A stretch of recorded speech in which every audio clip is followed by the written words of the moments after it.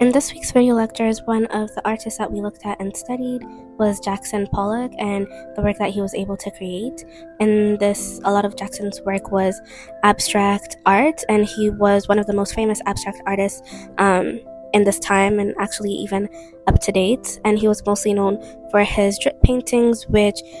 can be described as splatters of paint on unprimed canvas. However, this was a revolutionary way of expressing movement and emotion through his art, and a lot of what he was trying to do with abstract expressionism was highlight the act and event of creating the art itself, rather than it being symbolic or functional or carry any sort of representative meaning. But before Pollock got to this style of art, he tried to be a draftsman, and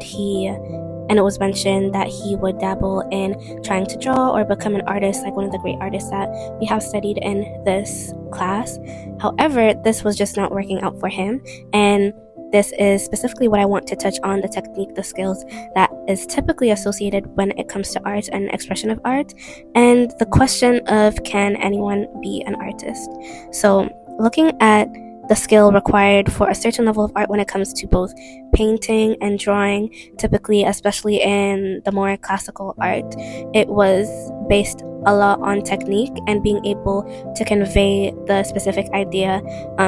that is being represented through the art. And this was how art was able to be classified as extraordinary or great pieces of work.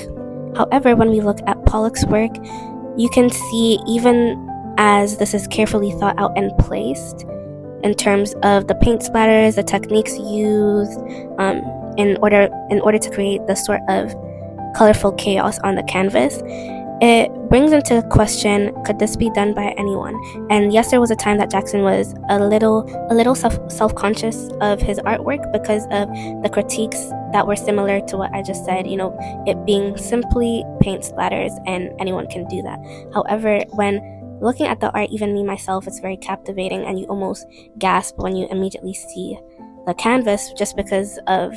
everything that's going on and the beauty of it as a whole. So one thing that I was starting to ask myself while Pollock tried to be a draftsman and that didn't work out, and he ended up finding this new space in creating abstract expressionism and flourishing in that as one of the greatest abstract artists, could this be done by anyone and everyone? People who lack the technical skills when it comes to drawing and painting, would they be able to express art in various formats, especially when it comes to abstract art, as we don't have this hyper realistic or idealistic depiction of the subject. Additionally, when looking at other cultures outside Europe, as Europe was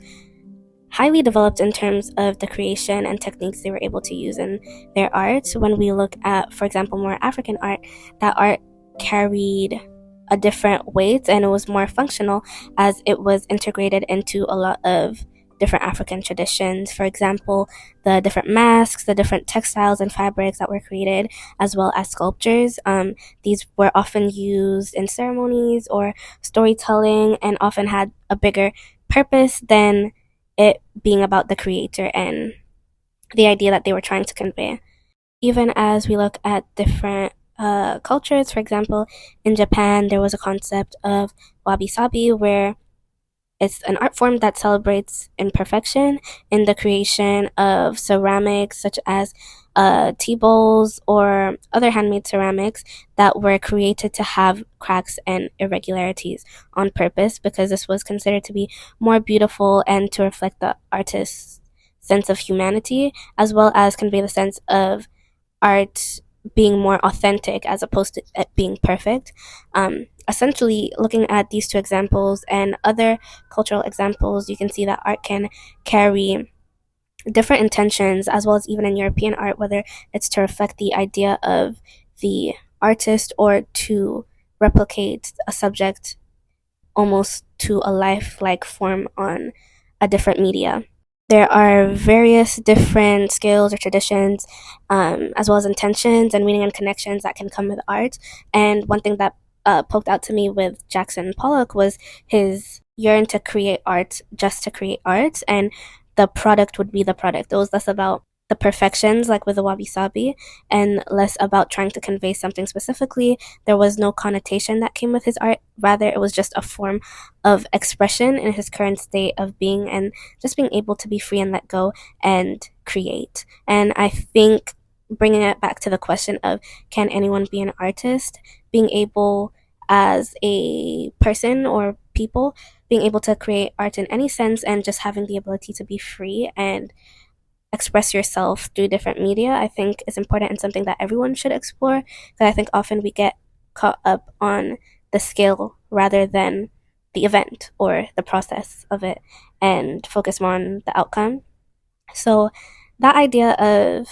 just being able to create art freely without any restraints was very interesting to me, and it's what I wanted to highlight in this week's video lectures, as well as the work of Pollock and just his influential